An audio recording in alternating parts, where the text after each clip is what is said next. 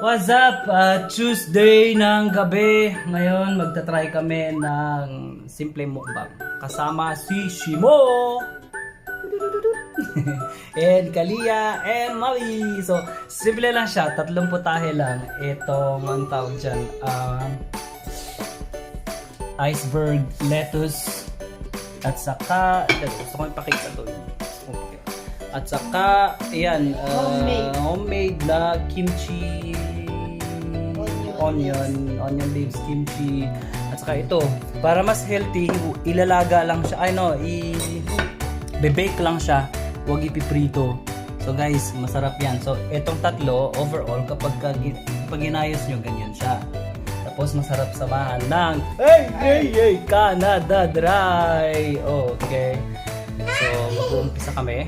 So, but guys, yung dalawa, ang trip nila, what do you call that? Black bean noodles. Black bean. Say it, Kishim. What is that? Black bean noodles. Okay, try namin, no? So, well, umpisa na ang pagkain. Yakan, ikaw na, alakan mo yakan.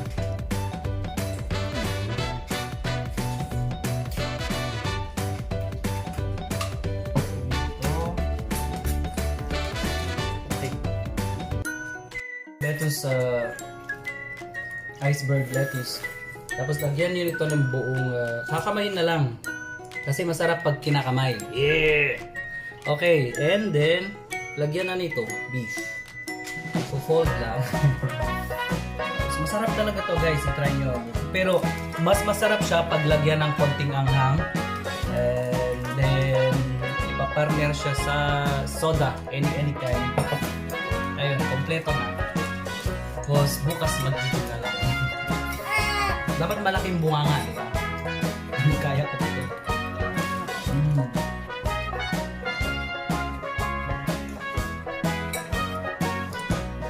The best. Ang kalmas na.